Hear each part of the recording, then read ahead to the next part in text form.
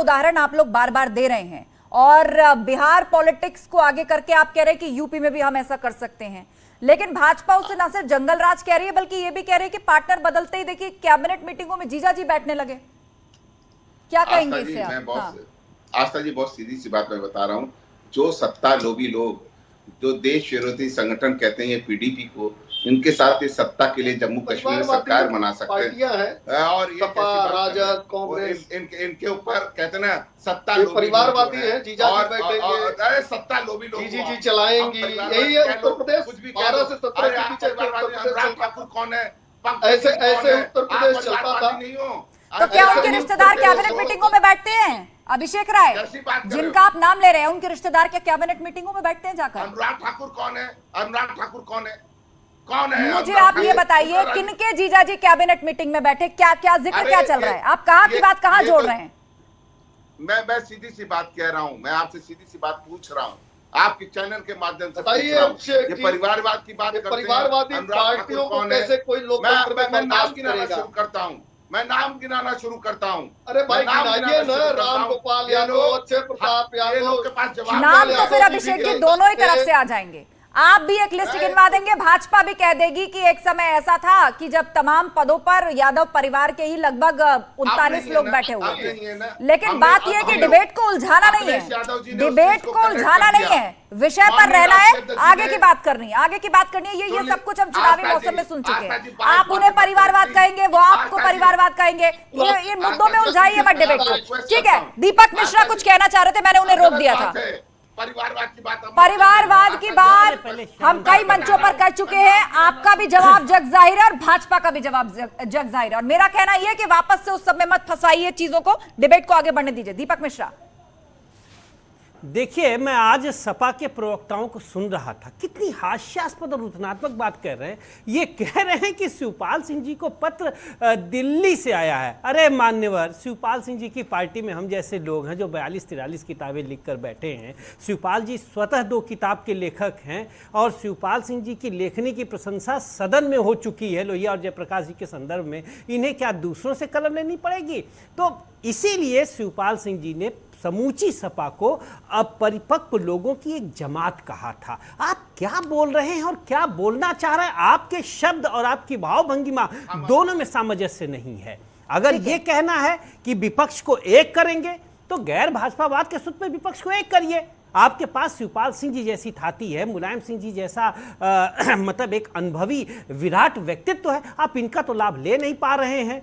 एक बात और कहना चाहेंगे, लड़ाइयां कभी भी आधे अधूरे मन से नहीं होती। आधा सच हमेशा झूठ से खतरनाक होता है और यही महाभारत से सीख मिलती है। नरोवा कुंजरोवा पद्धति में कहा गया सच झूठ से भी ज्यादा खतरनाक होता है। मैं सपा को यह नसीहत दे रहा हूं डॉक्टर लोहिया और जनेश्वर मिश्र जी के हवाले से कि झूठ की राजनीति न करें। और अगर इनको कोई पता है कि कोई दिल्ली में मित्र है तो बता दें, हम लोग भी जाएंगे वहां, चाय पीकर चले आएंगे। हमें पता ही नहीं और ये बता रहे हैं कि दिल्ली में हमारा कोई मित्र है।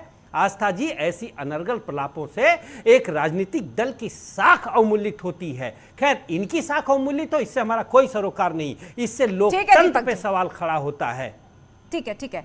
दयाराम भार्गव हमारे बीच में है। दयाराम भार्गव जी, आप लोग तो सुभाषपा तो नफा नुकसान बहुत नाप तोल कर कदम उठाती है, एन मौके तक भी आप वो सस्पेंस बनाए रखते हैं कि आप किसकी तरफ हैं किसकी तरफ नहीं हैं। आपको लग रहा है कि क्या वाकई कोई महागठबंधन बन सकता है या आप उसका हिस्सा हो सकते हैं, या आप किसी बड़े दल के साथ जाना चाहेंगे, या किसी तीसरे मोर्चे में ही आपको लाभ ज्यादा दिखेगा? दयाराम भार्गव। आस्था जी, आपने 2022 के चुनाव में देखा होगा, आदरणीय नेता ओम प्रकाश राय टीवी डिबेट में हर तरफ ये बात करती थी, राज भर इधर जाएंगे उधर जाएंगे, अत्तोगत्ता हम कहाँ गए, सर्वविदित है। हम चुनाव लड़े जिसके साथ में वो भी सर्वविदित है, हम उनसे गठबंधन में अलग हो ये वो भी सर्वविदित है।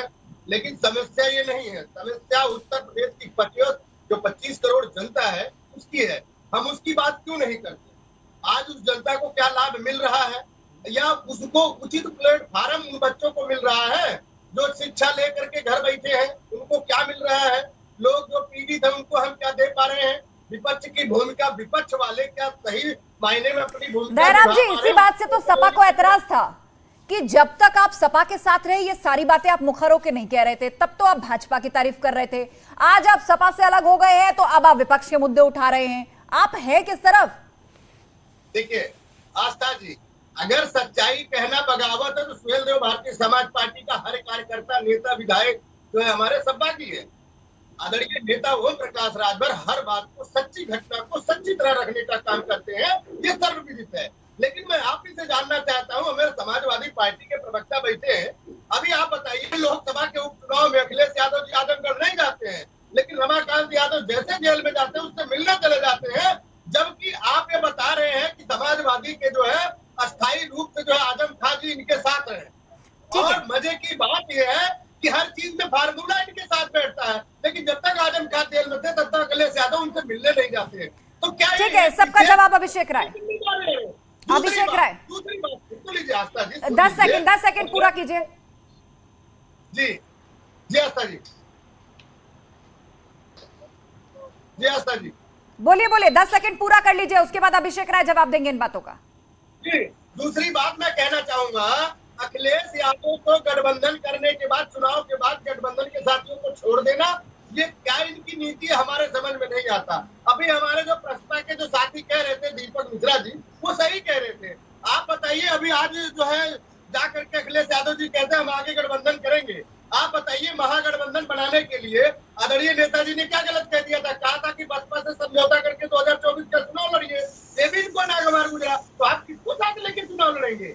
आप बताइए ना। और मैं आपको बताना चाहूंगा, सुहेल देव भारतीय समाज पार्टी पूर्वांचल में जिसके साथ जाएगी उसको प्लस करेगी आस्था जी, ये हल्की बात नहीं है, क्योंकि हमारे बूथ लेवल पे कार्य करता है, सेक्टर मतलब आप ये कहना चाहते हैं कि पूर्वांचल में यदि किसी पार्टी को सीटें निकालनी है तो वो सुभाषपा के बगैर संभव नहीं हो पाएगा। अभिषेक राय जी जवाब दीजिए इस बात का, और फिर क्लोजिंग रिमार्क्स के लिए मैं मनीष शुक्ला जी का रुख करूंगी। अभिषेक राय। आस्था जी, मैं बहुत सीधी बात बता रहा हूँ, हमारे मित्र हैं एलबीएसपी के, मैं उनको कहता हूँ, माननीय ओम प्रकाश राजभर जी का मैं बहुत सम्मान करता हूँ। आजमगढ़ चुनाव में वो मेरे साथ थे, मैं उनके साथ प्रचार किया, मैं आजमगढ़ का रहने वाला हूं, और हमारी लोकल यूनिट ने माननीय राष्ट्रीय अध्यक्ष जी को मना किया था, और उसमें ओम प्रकाश राजभर भी जीते उस फैसले में। उन्होंने कहा था कि राष्ट्रीय अध्यक्ष जी को आने की जरूरत नहीं, हम ये सीट जिता के भेजेंगे, और ये हम एक चैलेंज करवे, आज ये बात कुछ भी कर दे, सबको पता है। तो बहुत सीधी सी बात है। तो ये कहते हैं ना, पलटना किसको कहते हैं, ये बता सकते हैं प्रसपा के हमारे मित्र, मतलब एसबीएसपी के मित्र, लेकिन बहुत सीधी सी बात कह रहा हूँ, दोनों पर ही लागू हो जाती है बात। अभिषेक जी, हम अपनी हार स्वीकार करते हैं, अपनी गलती स्वीकार करते हैं, हम जनता को नहीं। गठबंधन के साथी को एक अलग हो जाते हैं, क्या उस पर विचार मंथन की जरूरत नहीं है? समाजवाद की परिभाषा और भाई मेरी बात सुनो। अच्छा ठीक है, मुझे वाइंड अप करना है, आप लोग एक साथ बोलेंगे, किसी की बात साफ नहीं होगी, मुझे वाइंड अप करना है। Abhishek ji 10 second please, 10 second खत्म करिए क्योंकि शो का टाइम अब ओवर हो रहा है। बिल्कुल आस्था जी, मैं बहुत सीधी सी बात बता कर रहा हूँ, जो हमारे समान विचारधारा के दल हैं, हमारे माननीय राष्ट्रीय अध्यक्ष जी ने आज आपको ग्वालियर में सारी चीजें क्लियर ही कर दी हैं कि हम एक महागठबंधन जैसे बिहार में प्रयोग हुआ उसका प्रयोग करने के प्रयास में है। माननीय राष्ट्रीय अध्यक्ष जी का जो भी दिशा निर्देश होगा हम उस पर आगे काम करेंगे। ठीक है, चलिए। तो कुल मिलाकर सभी ने अपने अपने पत्ते अभी पूरी तरह नहीं खोले हैं, लेकिन उत्तर प्रदेश की राजनीति में ये जो महाभारत वाला नया जिक्र आया है, ये नया किरदारीकरण हुआ है कंस और दुर्योधन के रूप में। लेकिन एक बात खास जो कही जा रही है कि कंस है तो कृष्ण भी जरूर आएंगे बेड़ा पार लगाने। अब देखना ही होगा कि यूपी की ये महाभारत कितने पन्ने पलटते हैं 2024 तक और कितने किरदार बदलते हैं। बहुत शुक्रिया आप सभी